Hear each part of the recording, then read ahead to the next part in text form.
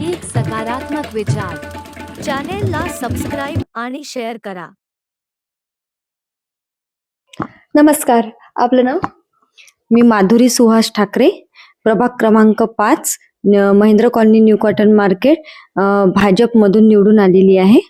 आणि माझ्या प्रभागामधून मला सर्व जनतेने खूप सहकार्य केलं आणि मला सांभाळून घेतलं, त्याबद्दल मी त्यांचे खूप खूप आभारी आहे.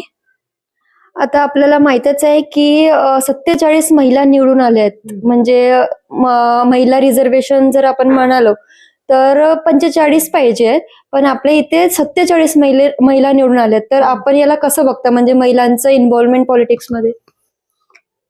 महिलांचं इन्व्हॉल्वमेंट पॉलिटिशियनमध्ये आहेच, कारण की महिला खूप चांगल्या पद्धतीने काम करतात आणि महिलांच्या कॉन्टॅक्टमध्ये खूप जास्त राहतात. आणि जे काम करण्याची एक पद्धत आहे महिलांची, ती फार वेगळी आहे. मी पुरुषांबद्दल म्हणजे बोलणार नाही, त्यांचं त्यांच्या ठिकाणी जे असेल ते. पण एक महिला म्हटलं की ती सर्व काही करू शकते. तिच्यामध्ये तेवढी क्षमता असते. आणि आज तर आपण पाहतोय की महिला ही खूप सक्षम झालेली आहे. एक महिला तिने जर ठरवलं तर ती काहीही करू शकते. आणि याच्यामध्ये तर समाजसेवेसाठी महिला ह्या तत्पर असतात. त्यामुळे मला असं वाटते की महिला आपल्या निश्चितच पूर्णपणे सक्षम आहेत आणि कुठलंही पद, कुठलीही जबाबदारी महिला ही सांभाळू शकते. कारण ती दोन्ही प्रवास करते. कुटुंबाचा सुद्धा तिचा जो प्रवास असतो ती योग्य पद्धतीने सांभाळून, आणि ज्या क्षेत्रामध्ये ती काम करत असेल, ज्या क्षेत्रामध्ये तिचं कामकाज सुरू असेल, ते क्षेत्र सुद्धा ती खूप चांगल्या पद्धतीने सांभाळते. आणि हे फक्त महिलाच करू शकते. बरोबर.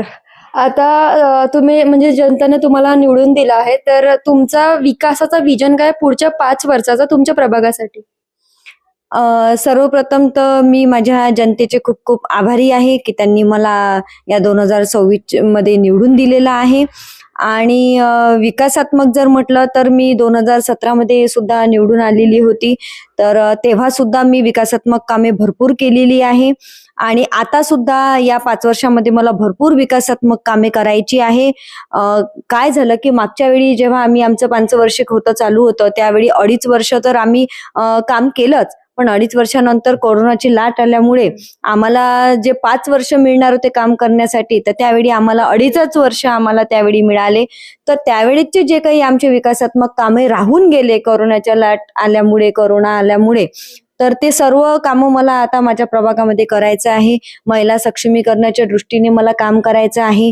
महिलांसाठी गृह उद्योगाच्या दृष्टीने मला प्रयत्न करायचे आहे. त्यानंतर रस्त्याचे बांधकाम, नालीचे बांधकाम, ग्रीन जिम महिलांसाठी लावायचे आहे. त्यांच्या हेल्थच्या दृष्टीने ते आपल्याला गरजेचे आहे. मुलांसाठी खेळणी लावायची आहे. अभ्यासिका मला करायची आहे माझ्या प्रभागामध्ये. आणि बऱ्याचशा ठिकाणी मला प्रशिक्षण घ्यायचे असते महिलांसाठी, ब्युटी पार्लरचे, फॅशन डिझायनिंगचे, शिवणकलेचे.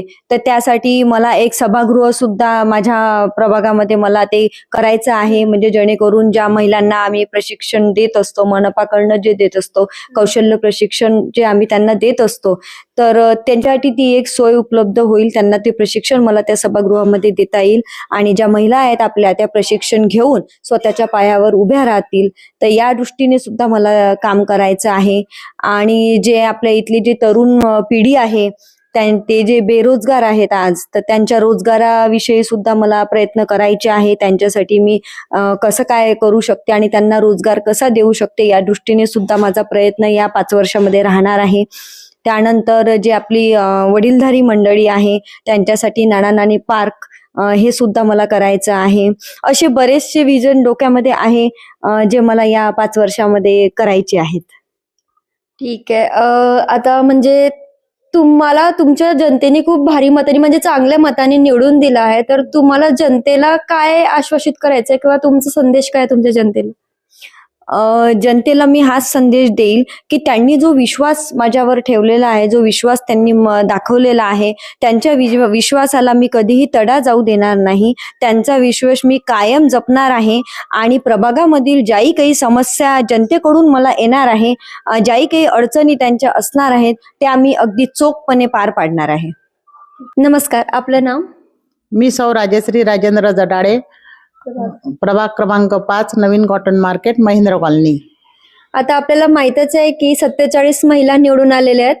तर आपण महिलांचा पॉलिटिकल फील्डमध्ये इन्व्हॉल्वमेंट बद्दल कसं बघता आणि काय बघता? मॅडम, महिलांच्या बद्दल जर बोलायचं झाल्यास तर महिला घर सांभाळून सगळं काही करू शकतात. कारण आपल्या अमरावतीच्या सगळ्यात पहिल्या राष्ट्रपती प्रतिभाताई पाटील होऊन गेल्या. महिला सारखं चोखपणे महिला घर सांभाळून सुद्धा बाहेरचं काम व्यवस्थित करू शकतात. आता महिलांनी भरपूर सहभाग राजकारणात घेतलेला आहे, म्हणून महिला सर्वात जास्त राजकारणात सुद्धा सहभागी होऊन यशस्वी होऊ पाहत आहे. आता तुम्हाला तुमच्या प्रभागातील लोकांनी चांगल्या मतांनी निवडून दिलं आहे. तर तुमचा जो विकासाचा विजन काय आहे तुमच्या प्रभागात पुढच्या 5 वर्षासाठी? माझ्यावर जो जनतेने विश्वास देऊन मला भरघोस मतांनी जो विजय केला आहे, त्याच विश्वासाला पात्र मला प्रभागातील वार्डाचा सर्वांगीण विकास म्हणजे जे वृद्ध आहे त्यांना एखादा फिरण्यासाठी बगीचा, त्यानंतर माझा सर्वात मोठा विजन तर हा आहे की एखादा आयुर्वेदिक दवाखाना स्थापन करावा, म्हणजे जे आपल्या प्रभागातील गोरगरीब जनता आहे यांना त्याचा सर्वात लाभ झाला पाहिजे. कारण आता सर्वात मोठी समस्या जर म्हटली तर सर्वांचं शरीर संपत्ती ही सर्वात मोठी संपत्ती आहे. जर त्यामध्ये आज एवढी महागाई झालेली आहे की सर्वसाधारण जर दवाखान्यात जातो म्हटलं तर 2-3 हजाराशिवाय दवाखाना होत नाही. म्हणून गरिबांना जर ते सेवा देण्याचा माझा पूर्ण मानस आहे. अजून आता तुमचा संदेश काय आहे तुमच्या जनतेला? तुम्ही काय आश्वासित करतात? मी जनतेला एवढंच आश्वासित करते की मला ज्या विश्वासाने जनतेने निवडून दिलेला आहे त्या विश्वासाला मी त्यांच्या कुठेही तडा जाऊ देणार नाही व माझ्याकडून होते तेवढे प्रयत्न मी सर्व करून माझ्या वार्डाचा सर्वांगीण विकास, तसंच मुलांना जे आता UPSCचे मुलं आहे, MPSCचे मुलं आहे यांना एखादी अभ्यासिका काढून कसा त्यांना त्यांच्या रोजगारासाठी कसं म्हणजे त्याचं फायदा होईल, हेल्प होईल, याकडे माझं जास्तीत जास्त लक्ष राहील. मला जनतेने जे भरघोस मतांनी विजयी केला त्याबद्दल जनतेचे मी खूप खूप आभार मानते व त्यांनी जो मला विश्वास दाखविला त्या विश्वासाला कुठेही तडा न जाऊ देता मी वार्डाचा सर्वांगीण विकास करेल व विकासात पात्र ठरेल अशी मी ग्वाही देते. नमस्कार, आपलं नाव? माझे नाव सोनाली सचिन नाईक आहे. मी प्रभाग क्रमांक 7 मधून जवाहर स्टेडियम मधून अनुसूचित जातीमधून निवडून आलेली आहे. आता आपल्याला माहितीच आहे की अमरावतीमध्ये 47 महिला निवडून आल्या आहेत. तसं महिला आरक्षण 50% असतो म्हणून 45 तसा आकडा आहे. परंतु आपल्या इकडच्या जनतेने बराच कॉपरेट केलाय, महिलांना विश्वास दाखवलाय, तर महिला निवडून आल्यात. तर म्हणजे महिलांचं राजकीय क्षेत्रात जो इन्व्हॉल्वमेंट आहे त्याला तुम्ही कसं बघता आणि आपल्याकडे 47 महिला निवडून आल्या याला तुम्ही कसं बघता?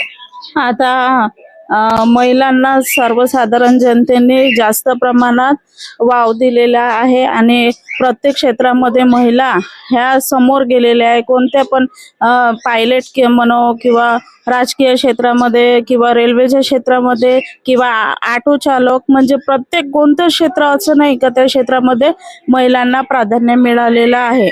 आणि राजकीय क्षेत्रामध्ये महिला जास्तीत जास्त संख्येने निवडून आलेल्या आहेत, तर त्यांना आरक्षण मिळालेलं आहे तेवढं.